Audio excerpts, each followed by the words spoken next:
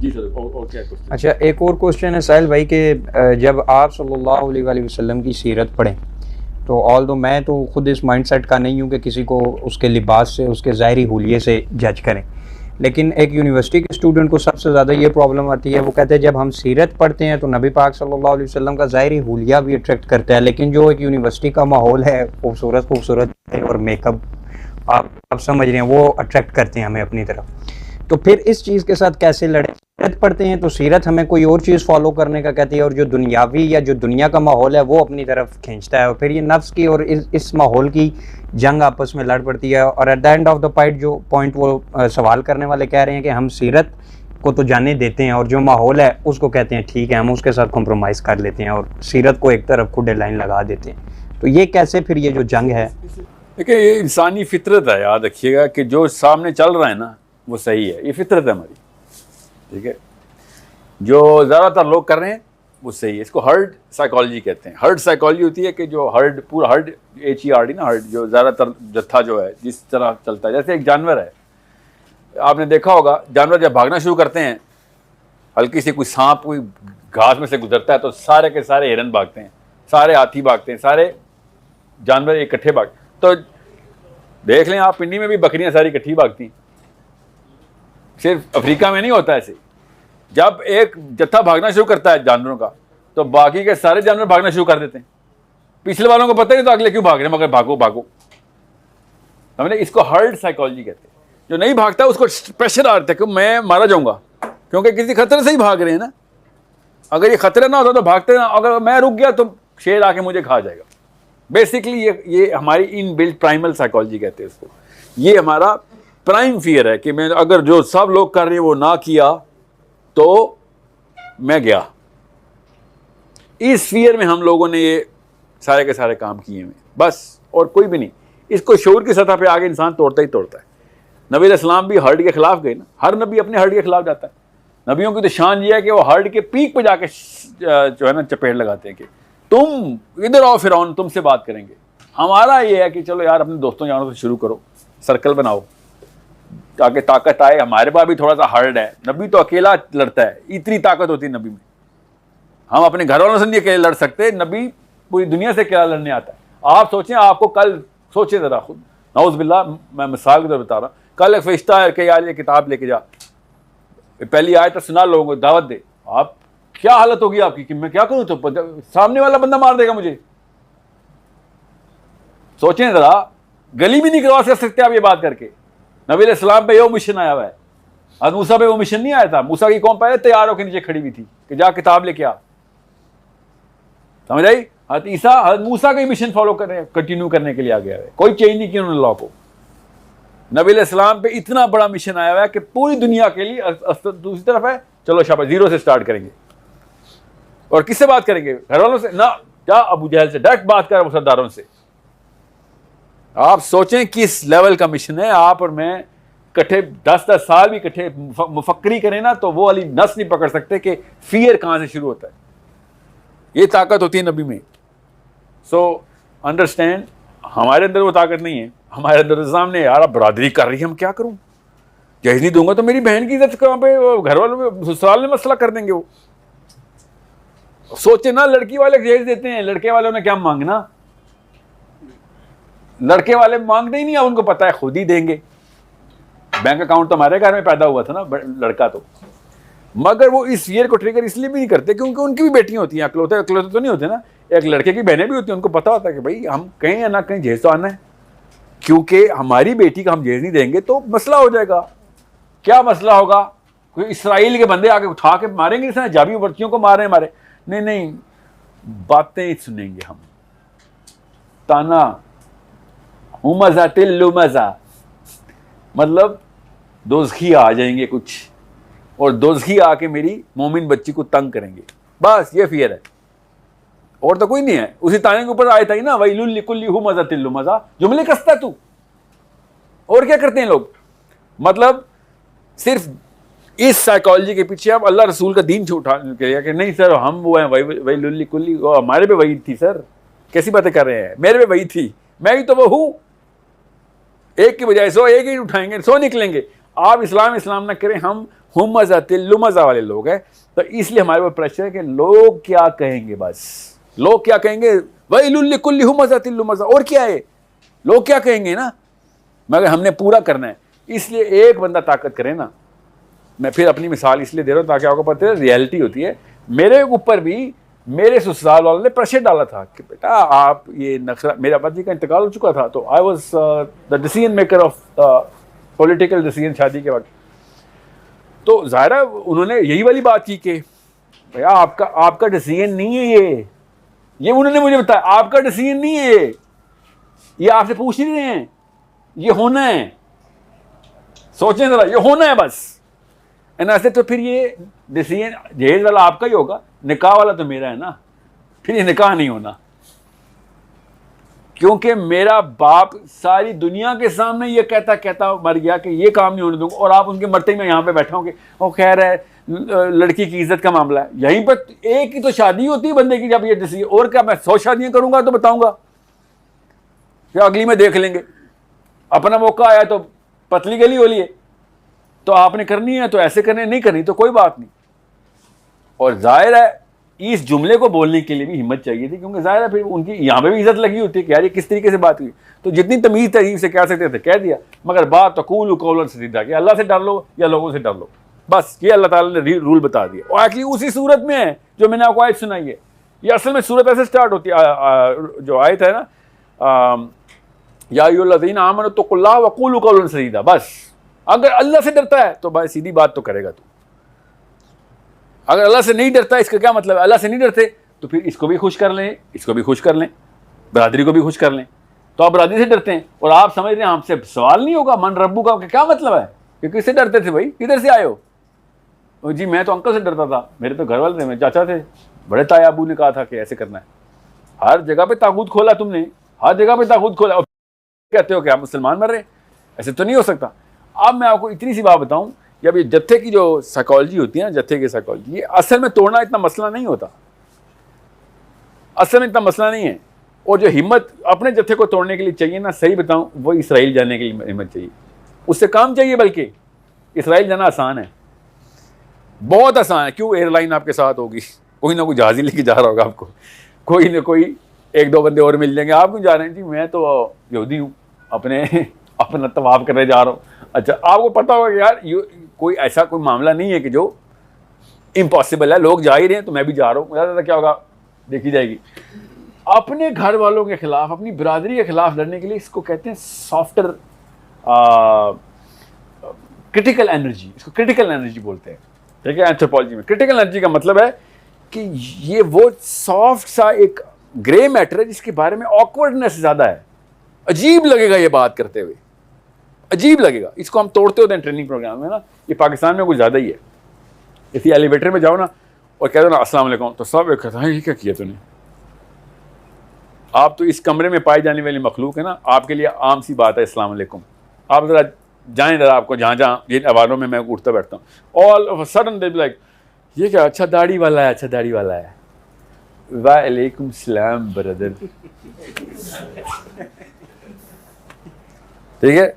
इतना मसला है कि आप ऑकवर्डनेस हो जाती है। तो हम ट्रेनिंग में क्या करते हैं कि आप अपने घर वालों से कहें, फ़ोन करें, अभी फ़ोन करें और अपनी बीवी से कहो क्या मेरे से खुश हो। आपको पता है आंसू से रोते हैं लोग, जवान मर्द की सर सब कुछ करा ले, ये ना कराएं, ये सवाल कैसे पूछूं मेरे से खुश हो।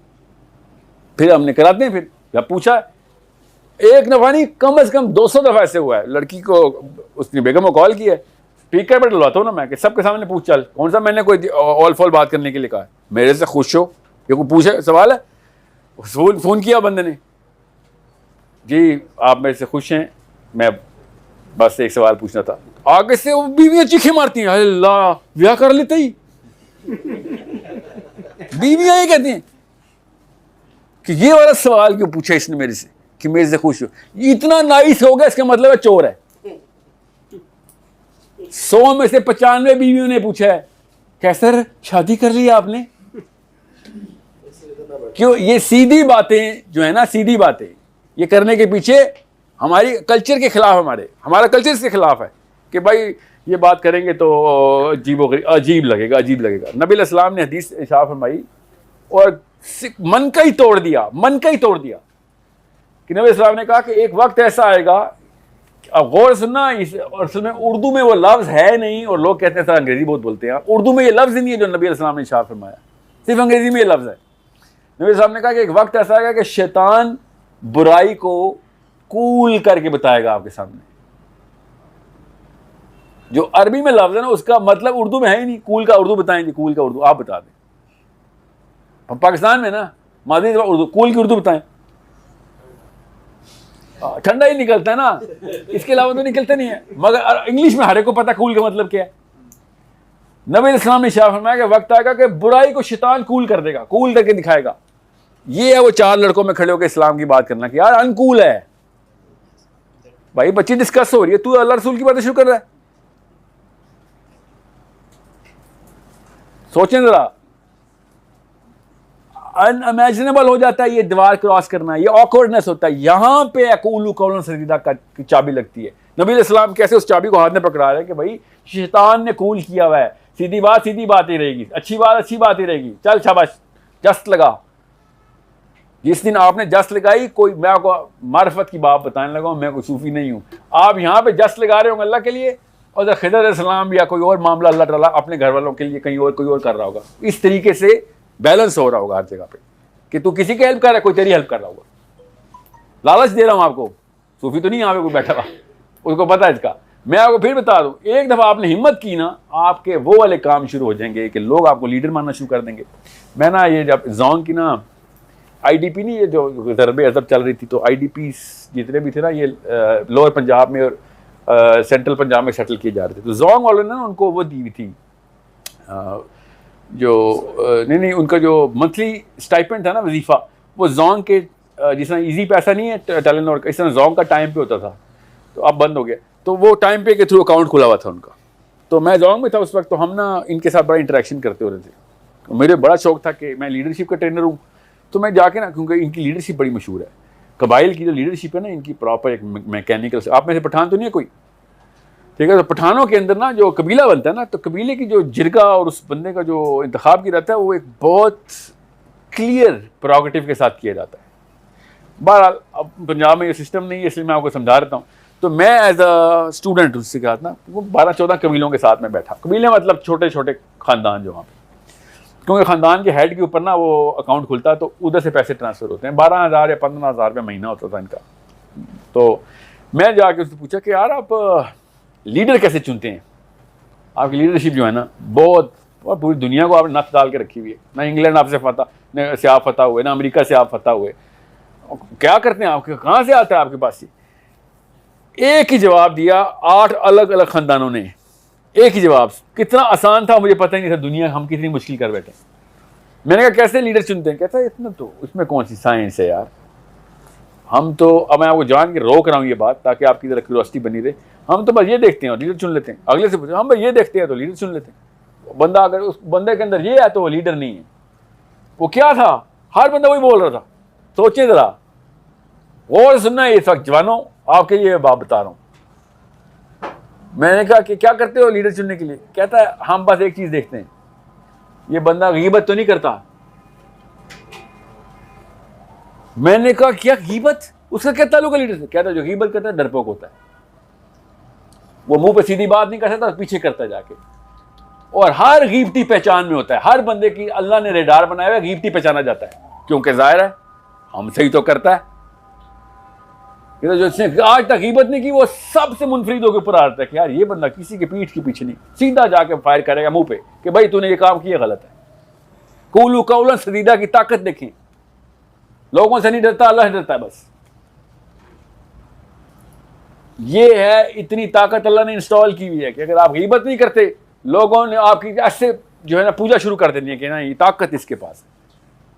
कोई, मैंने कहा ना, तलवार गोली की जरूरत नहीं है इंसानों को फतह करने के लिए। अल्लाह ने ताकत न्यूक्लियर रिएक्टर के तौर पर हमारे अंदर दी है, और उस न्यूक्लियर एनर्जी के इक्वेशन लोगों के अंदर दी हुई है कि सॉल्व, वो इक्वेशन आपके साथ कॉम्बिनेशन में इक्वेशन बन रही है, सोल्यूशन के सोल्यूशन बन रहे हैं, जादू के पोशन बन रहे हैं। मगर हम नहीं, बस हम समझ नहीं रहे कि जेनिफर लोपेज बताएगी कौन कितना कूल है। नहीं, हमें पता है कि ये वाली लड़ाई में सिर्फ वो बंदा ठीक है जो उस वक्त बात कर दे जब बात की ज़रूरत थी। इंसानों को फतह करने का यही तरीका है ना, जब जिस बात की ज़रूरत है उसको कर दी, सीधी बात थी, कर दी। तो सो ये 4 बंदे हों या 400 हों, जब खुद सोचे नबी अलैहिस्सलाम पहाड़ी के ऊपर चढ़े, उन्होंने कहा ना कि इकट्ठा हो, मैं तुम्हें बताता हूँ क्या दावत है। सोचें ज़रा, ऑकवर्ड नहीं हुई, अल्लाह की कसम ऑकवर्ड, कैसे सबूत? अबू लहब ने क्या बकवास की थी उस पर, याद है आपको अबू लहब का जुमला? खानदान ऐसे ही बोलता है, लोग क्या कहेंगे वाला पूरा का पूरा सीगा पुतला रखे, तूने इसलिए बुलाया हम पे, नाउज़ुबिल्लाह, आगे से उसने बकवास भी की। ये ऑकवर्डनेस को क्रॉस करेंगे, आसान हो जाएगी राइट। उसके बाद फिर हर बंदे से कहना अल्लाह के नबी अलैहिस्सलाम के लिए कदर आसान इसलिए था कि उन लोगों सरदारों को तो मैं बता चुका हूँ, आप और क्या करोगे ज़्यादा से ज़्यादा, आओ ज़रा देखते हैं। फिर अब बात उसे कहते हैं ना अवामी हो गई, अब तो बात, अब तो मैंने ऐलान कर दिया है, आप किस बात का डर? और जिस बंदे ने अल्लाह की बात करनी होती है ना, 2 नंबर लोग उससे इतना डरते हैं ना, मैं आपको बता नहीं सकता। करके देखना था ग्रुप्स में, ये जितने भी बदफेल लड़के होंगे ना, वो 10 दफ़ा सोचेंगे आपसे किसी किस्म की गलत बात करने में। मेरे एक सर्कल में एक बंदा मशहूर है मेरे अहबाब में, वो मशहूर सिर्फ इसलिए कि वो गीबत नहीं होनी चाहिए, गीबत नहीं, तकिया कलाम उसका, उसके सामने खड़े होके ना कोई और गीबत ही नहीं करता, हालांकि उसको भी याद के मैंने एक जुमला, ये टैग लग जाता ना कि यार ये बंदा गीबत नहीं सुनता, वो ऐसे करता होता है गीबत, जैसे वो म्यूजिक में नहीं सुनते होते, नहीं म्यूजिक नहीं सुनना, बिल्कुल नहीं, गीबत ना कर, क्योंकि ये बात असूल में याद रखिएगा, गीबत सुनना भी उतना ही बड़ा गुनाह है, खाली गीबत करना नहीं, ये ध्यान में रखिएगा। आप अलाउ कर रहे हैं तो अगला कर रहे हैं ना गीबत। नबी हज़रत उमर बिन खत्ताब के पास अली बिन अबी तालिब खड़े हुए हैं और I think Abdul Rahman bin Auf खड़े हुए हैं, गपशप चल रही है, इतने बंदे ने दरवाज़ा खोला है और आके पैरों में गिरे और चीखे मारना शुरू हो गया कि यार मेरा कफ़ारा बता दे, मुझसे गुनाह हो गया, मेरा कफ़ारा बता दे। तीनों सहाबी ने देखा, एक बंदे उठा गया उसको, क्या हुआ है? या अमीरुल मोमिनीन मुझे कफ़ारा बताएं, मैं मरना नहीं चाहता, मुझे कफ़ारा बताएं। क्या किया है? ज़ना हो गया। उमर बिन खत्ताब ने कहा रो तो तू ऐसे रहा है, गीबत करके आया है। ये है गीबत का लेवल। क्यों गीबत होती है, क्यों बाहर बता रहा हूं? क्योंकि कूलू कौलन सदीदा नहीं हो सकता हमसे, इसलिए गीबत करते हैं। बस ये एक एट्रीब्यूट है एक मुसलमान का कि जब मसला देखें आप एटलीस्ट सबके सामने बोलने, हाल तो हार से पकड़ेंगे आप, मगर आप बोलने वाली ताकत हो। अभी आप खानदानों के अंदर तो नहीं आप थप्पड़ मारना शुरू कर दें किसी को, आप बताएंगे कि भैया ये चीज़ गलत है, असूल तो यही है। बस काश की ऐसी बीवियाँ हमें मिलें, काश की ऐसी माएँ हमें मिलें। समझे, ये असल में ताकत जो है ना चूस ली गई घर से। बाप अपनी बीवी के हमें अपने वालिदैन, हमारे जो वालिद साहब हैं, वो हमारी वालदा के सामने सीधी बात पर आसानी से कर लेते हैं। कमज़ोर होती है माँ, समझे। जिस दिन हमारी माओं ने हमारे बापों के सामने कहा ना मेरे घर में ये बदफेली नहीं चलेगी, ये हराम माल नहीं आएगा, उस दिन बच्चे में ताकत आएगी। कोई ये ऐसे बात करते होते, समझे। ये ताकतें दें अपनी बेटियों को, अपनी बहनों को कि भाई सब कुछ कर लेना मगर कॉम्प्रोमाइज़ नहीं करनी, साथ खड़ा हूँ तेरे।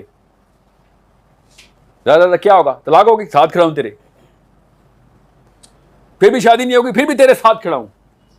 तेरा मेरा तो अल्लाह ने रिश्ता बनाया हुआ है, तेरे शोर का तो हम भी इस रिश्ता ढूंढ रहे हैं ना।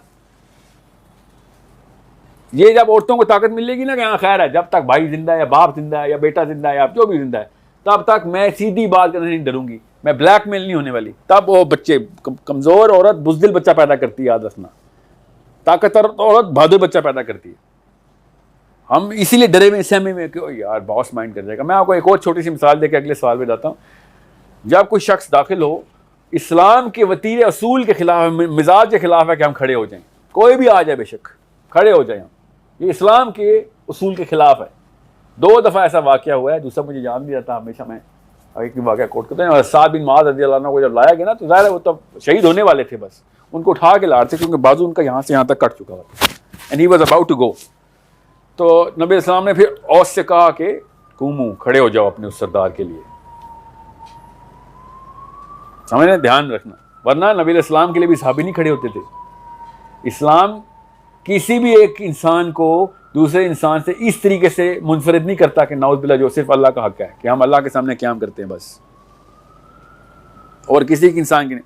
अब दफ्तर में बॉस एंटर हो रहा है आपके, अस्सलाम वालेकुम सर, सोचें क्या गुजरेगी। आप चला हिम्मत किसे कहते हैं? हिम्मत ये नहीं होती कि यार ये क्या लड़कियां डिस्कस कर रहे हो या पोर्नोग्राफी डिस्कस कर, नहीं नहीं, ये तो छोटा सा काम है। हिम्मत होती है बॉस सामने, अस्सलाम वालेकुम सर, तमीज से करें आप, मगर खड़े नहीं होंगे सर क्योंकि अल्लाह ने हुक्म दिया हुआ है। और बॉस अगर अल्लाह का बंदा हुआ तो आपके माथे को चूमेगा आके कि काश ये हिम्मत मेरे अंदर होती। अगर वो अल्लाह का बंदा नहीं है और वही इब्लीस है जो किबर करता है कि मेरे होते हुए कोई खड़ा नहीं हुआ, तो फिर आपकी वही वाला वो कैसे कहते हैं जंग वही आपने खेली जो नबी अलैहिस्सलाम ने खेली थी सरदारों के साथ। आपको तो बड़ा लेवल मिल गया फिर, मगर हिम्मत वही चाहिए होती है। अब मैंने आपको 3-4 प्ले ग्राउंड बताएं जहाँ पे प्रैक्टिस करें आप इस हिम्मत की, आपको पता चल जाएगा कि इतना ज़्यादा बड़ा मसला नहीं था। अपने घर में हमने प्रैक्टिस करके